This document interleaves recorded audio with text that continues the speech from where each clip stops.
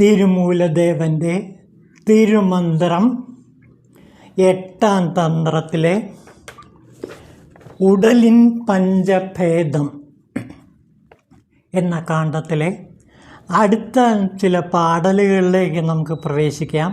നോക്കൂ, വിജ്ഞാനിക്ക് അഭിമാനം തന്നെ തൻ ദേഹം പാർത്താൽ അജ്ഞാനിക്ക് ആരോപങ്ങൾ തന്നെ തൻ ദേഹമാവും. അജ്ഞാനിക്കെന്നും തൻ്റെ കർമ്മമേ ദേഹമാവും. മെയ്ജ്ഞാനിക്കോർത്താൽ ബ്രഹ്മവും തന്നുപാധിയാവും. അപ്പോൾ അജ്ഞാനികളുടെയും വിജ്ഞാനികളുടെയും ജ്ഞാനികളുടെയും എല്ലാം അവസ്ഥ ഇവിടെ തിരുമൂലദേവൻ വിവരിക്കുകയാണ്. നാം കഴിഞ്ഞ ദിവസം കണ്ടതാണിത്. പഞ്ചമയ കോശങ്ങളെപ്പറ്റി കണ്ടതാണ്. അന്നമയ കോശം, പിന്നെ അതേപോലെ പ്രാണമയ കോശം, വിജ്ഞാനമയ കോശം, പിന്നെ ആനന്ദമയ കോശം തുടങ്ങിയ കോശങ്ങളെക്കുറിച്ചിട്ടൊക്കെ നമ്മൾ കണ്ടതാണ്. ഇതിലെ അന്നമയ കോശത്തിലാണ് 90% ജനങ്ങളും ജീവിക്കുന്നത്.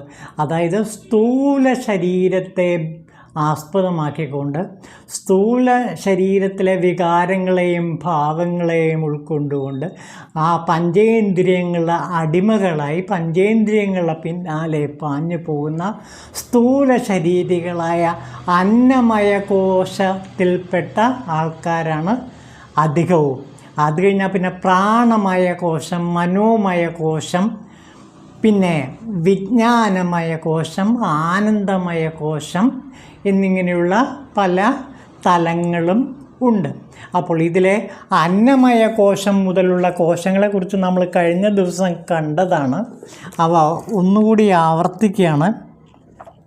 ഇതാ നോക്കൂ, ജീവൻ അന്നമയ കോശത്തിൽ, അതായത് സ്ഥൂല ശരീരത്തിൽ നിലയാർന്ന് അതിനെ ഞാനെന്നും എൻ്റേതെന്നുള്ള അഭിമാനത്താൽ ശരീരത്തിനെയും ശരീരഭാവങ്ങളെയും മാത്രം ചിന്തിച്ച് കർമ്മബദ്ധരായി ആത്മഭാവം പാടെ മറന്ന് അജ്ഞാനികളായി ജീവിക്കുന്നവർ, ഇതാണ് അജ്ഞാനികൾ.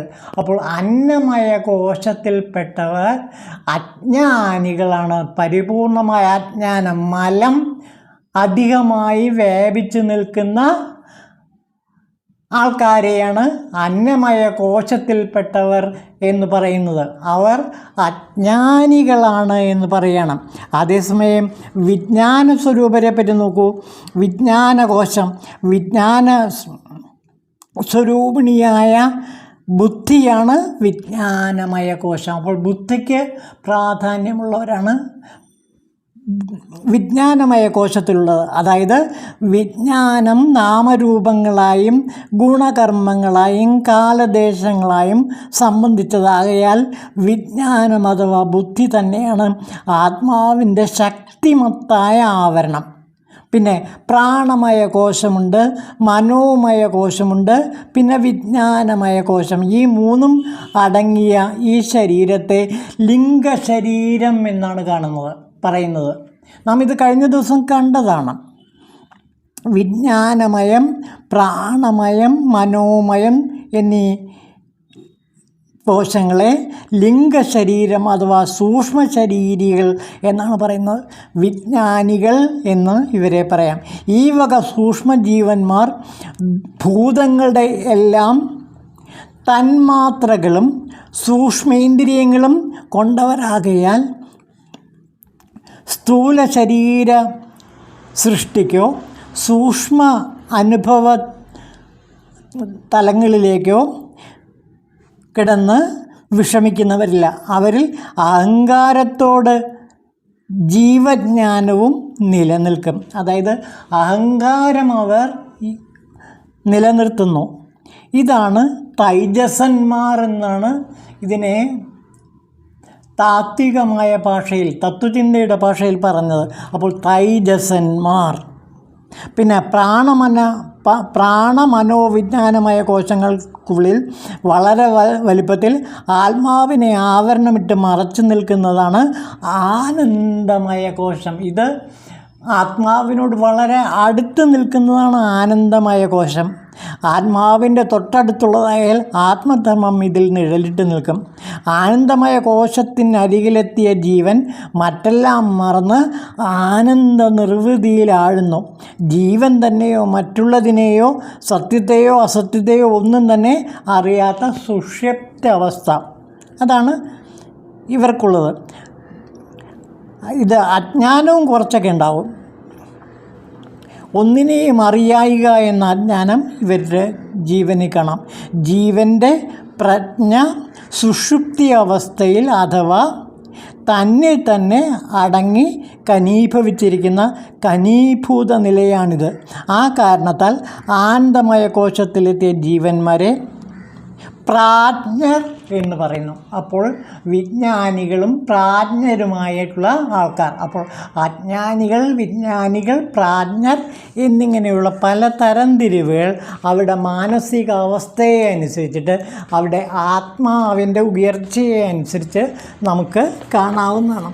അതാണ് ഈ പാടലിൽ പറയുന്നത്. ഇതാ നോക്കൂ, വിജ്ഞാനിക്ക് അഭിമാനന്ദൻ ദേഹം പാർത്താൽ. വിജ്ഞാനിയിൽ എന്തുണ്ടാവും? അഹംഭാവമുണ്ടാവും, ഞാനെന്ന ഭാവമുണ്ടാവും, ദേഹചിന്ത കാണും. അജ്ഞാനിക്ക് ആരോപങ്ങൾ തൻ ദേഹമാവും. അജ്ഞാനിയെ സംബന്ധിച്ചിടത്തോളം കുറച്ചുകൂടി കടന്നതാണ്. അതായത് ആരോപങ്ങൾ, അതായത് അവർ പഞ്ചേന്ദ്രിയങ്ങളാണ് ശരീരം എന്ന് വിശ്വസിക്കുന്നവരാണ്. അപ്പോൾ പഞ്ചേന്ദ്രിയങ്ങളുടെ പിന്നാലെ പാഞ്ഞു പോകുന്നവരാണ് അജ്ഞാനികൾ. അജ്ഞാനിക്കെന്നും തൻ കർമ്മമേ ദേഹമാവും. അവർക്ക് കർമ്മമാണ് ദേഹം. ദേഹം എന്ന് പറയുന്നത് പ്രവൃത്തി, കർമ്മമാണ്. പക്ഷേ അതേ സമയം ആനന്ദമയ കോശത്തിലെത്തിയവർക്ക് നിവൃത്തിയാണ്. പിന്നെ ഇതാ നോക്കുക, അത് പറയുന്നുണ്ട്, മെയ് ജ്ഞാനിക്ക് ഓർത്താൽ ബ്രഹ്മവും തന്നുപാധിയാവും. മെയ് ജ്ഞാനിക്ക്, അതായത് ആത്മജ്ഞാനിക്ക് ബ്രഹ്മം തന്നെയാണ് ഉപാധി. അതായത് അവർക്ക് ലക്ഷ്യവും അതേപോലെ തന്നെ അന്വേഷിക്കേണ്ട വസ്തുവും എല്ലാം തന്നെ ബ്രഹ്മം തന്നെയാണ്. അപ്പോൾ ലക്ഷ്യവും പ്രാപിക്കപ്പെടേണ്ട സ്ഥാനവും ബ്രഹ്മം തന്നെയാണ് എന്നുള്ള മെയ്ജ്ഞാനികൾ, അതായത് ആത്മജ്ഞാനികൾ. അപ്പോൾ ഈ കൂട്ടരിൽ ആത്മാവുമായി ഒന്നിച്ചു നിൽക്കുന്നവരാണ് മെയ്ജ്ഞാനികൾ അഥവാ ആത്മജ്ഞാനികൾ. ഏറ്റവും താഴെയുള്ളവർ അജ്ഞാനികളാണ്. അവരിൽ മലം മൂടിയിരിക്കുന്നു, പൂർണ്ണമായും മലം മൂടിയിരിക്കുന്നു. അവർ അജ്ഞാനികളാണ്. പിന്നെ അതേപോലെ മനോമയ കോശത്തിൽപ്പെട്ടവരുണ്ട്, വിജ്ഞാനമയ കോശത്തിൽപ്പെട്ടവരുണ്ട്. അപ്പോൾ അജ്ഞാനികളും അതേപോലെ മെയ്ജ്ഞാനികളും തമ്മിലുള്ള വ്യത്യാസം, അജ്ഞാനികൾ കർമ്മത്തിൽ മുഴുകി പഞ്ചേന്ദ്രിയങ്ങളുടെ അടിമകളായി ജീവിക്കുന്നു.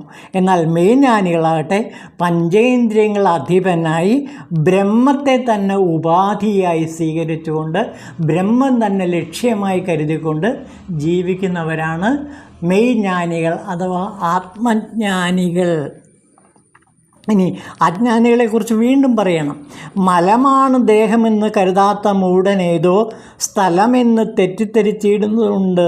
ഇതിനെ കണ്ടോൻ നലമെന്നതിനെ തന്നെ വിശ്വസിച്ചിരുന്നീടിൽ ഫലമായി ജനിച്ചിടുന്ന ഈ ദേഹത്തിൽ തന്നെ വീണ്ടും. അപ്പോൾ ഈ ശരീരമാണ് സത്യം എന്ന് വിശ്വസിക്കുന്നവർ, ശരീരവും മനസ്സുമാണ് സത്യമെന്ന് വിശ്വസിക്കുന്നവർ മലം മൂടിയ ആൾക്കാരാണ്. മലം, ആണവം, കർമ്മം, മായ, ഈ 3 മലങ്ങളും നിറഞ്ഞവരാണ്. അവർ ശരീരമാണ് സത്യമെന്ന് തെറ്റിദ്ധരിക്കുന്നു. ശരീരം തന്നെയാണ് കർമ്മത്തിൻ്റെ ഉപാധിയെന്നും ആ കർമ്മം തന്നെയാണ് ശരീരമെന്നും വിശ്വസിച്ച് അവർ ജനിച്ചിടുന്നു ദേഹത്തിൽ തന്നെ വീണ്ടും വീണ്ടും വീണ്ടും ജനന മരണ ചക്രങ്ങളിൽപ്പെട്ട് ഉഴലുന്നു. അപ്പോൾ പറഞ്ഞതിൻ്റെ ചുരുക്കം ഇത്രയേ ഉള്ളൂ. അജ്ഞാനികൾ ആണവം, കർമ്മം, മായ എന്നീ 3 മലങ്ങളും മൂടി അജ്ഞാനത്തിൽപ്പെട്ട് അന്ധകാരത്തിൽപ്പെട്ട് ശരീരബോധമാണ് സത്യമെന്ന് വിശ്വസിച്ച് കർമ്മത്തിൽ മുഴുകി കർമ്മബന്ധനങ്ങളിൽ കുടുങ്ങി കഴിയുന്നവരാണ് അജ്ഞാനികൾ. ഇനി നോക്കൂ, മായതൻ കാര്യരൂപമായി ദേഹം ഉത്ഭവിക്കും. മായയിൽ നിന്നാണ് കാര്യരൂപങ്ങൾ ഈ ശരീരം ഉണ്ടാകുന്നത്. അതെങ്ങനെയൊക്കെയാണ്? ശോണിതം, ശുക്ലം, മാംസം, മേധസ്, മജ്ജ, എല്ല്, തോല്, ഇങ്ങനെ 7 കൂട്ടം സപ്തധാതുക്കൾ. ആ 7 കൂട്ടങ്ങൾ സപ്തധാതുക്കൾ കൊണ്ട് ചേർത്തതാണ് ഈ ശരീരം എന്ന നിജവസ്തു, തൻ്റേതായ വസ്തു. അപ്പോൾ എൻ്റെ ശരീരം എന്ന് പറയുന്നത് മായയുടെ കാര്യരൂപമാണ്. അതിലെന്തൊക്കെയുണ്ട്?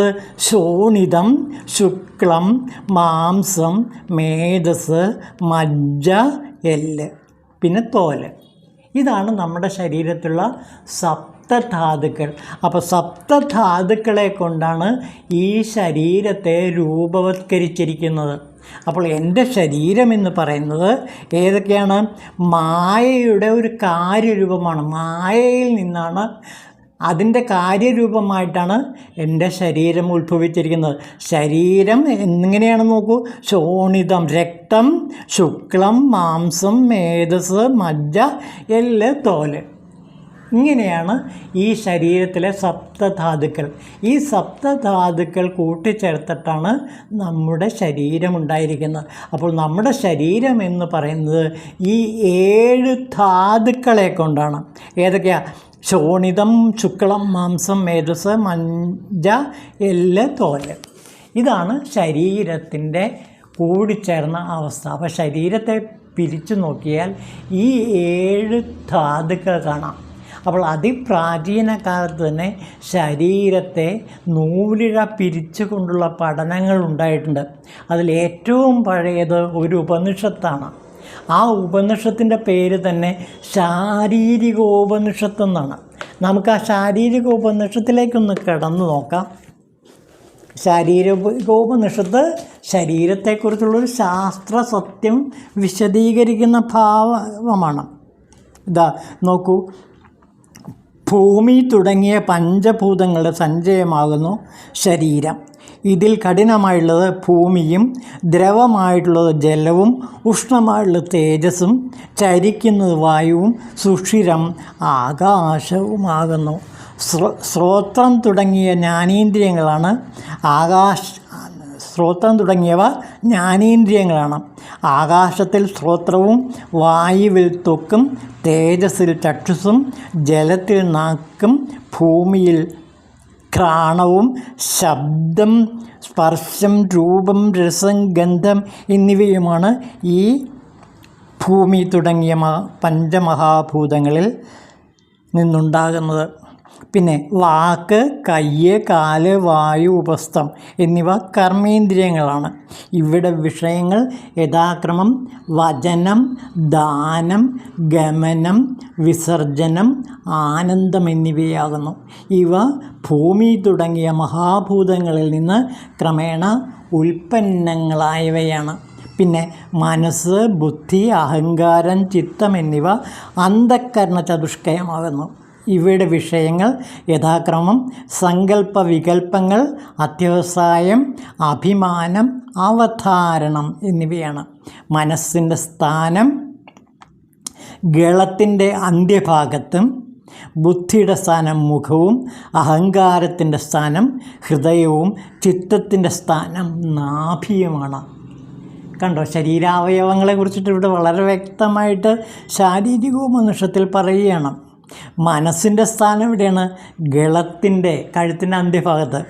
പിന്നെ ബുദ്ധി മുഖമാണ്, അഹങ്കാരത്തിൻ്റെ സ്ഥാനം ഹൃദയമാണ്, ചിത്തത്തിൻ്റെ സ്ഥാനം നാഭിയാണ്. അപ്പോൾ ചിത്തം സ്ഥിതി ചെയ്യുന്നത് നാഭിയിലാണ്. പിന്നെ അസ്ഥി, ചർമ്മം, നാഡി, രോമം, മാംസം എന്നിവ ഭൂമിയുടെ അംശങ്ങളാണ്. മൂത്രം, കഫം, രക്തം, ശുക്ലം, വിയർപ്പ് എന്നിവ ജലാംശങ്ങളാണ്. വിശപ്പ്, ദാഹം, ആലസ്യം, മോഹം, മൈഥുനം ഇവ അഗ്നിയുടെ അംശങ്ങളാണ്. പ്രചാരണം, വിലേഖനം, സ്ഥൂലാദികൾ, ഉന്മേഷ നിമേഷങ്ങൾ എന്നിവ വായുവിൻ്റെ അംശങ്ങളാണ്. കാമം, ക്രോധം, ലോഭം, മോഹം, ഭയം എന്നിവ ആകാശത്തിൻ്റെ അംശങ്ങളാകുന്നു. പിന്നെ ശബ്ദം, സ്പർശം, രൂപം, രസം, ഗന്ധം എന്നിവ ഭൂമിയുടെ ഗുണങ്ങളാണ്. ശബ്ദം, സ്പർശം, രസം എന്നിവ ജലത്തിൻ്റെ ഗുണങ്ങളാണ്. ശബ്ദം, സ്പർശം, രൂപം എന്നിവ അഗ്നിയുടെ ഗുണങ്ങളാണ്. ശബ്ദവും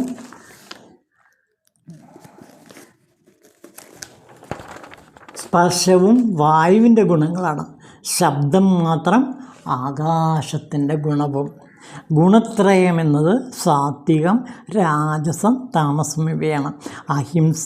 അഹിംസ, അസ്തേയം, ബ്രഹ്മചര്യം, അപരിഗ്രഹം, അക്രോധം, ഗുരുസേവ, ശൗചം, സന്തോഷം, ആർജവം, അമാനിത്വം, അദംഭിത്വം, ആസ്തിക്യം, അഹിംസ എന്നിവ സാത്വികൻ്റെ വിശേഷ ഗുണങ്ങളാണ്. ഞാൻ കർത്താവാണെന്നും ഞാൻ ഭോക്താവാണെന്നും ഞാൻ വക്താവാണെന്നുമുള്ള അഭിമാനം രാജസ പ്രകൃതിക്കാരുടേതാണ്. ബ്രഹ്മവാദികൾ പറയുന്ന ഇങ്ങനെയാണ്.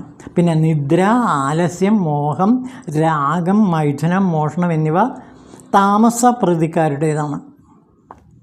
പിന്നെ പറയുന്ന ചില ഭാഗങ്ങളുണ്ട്.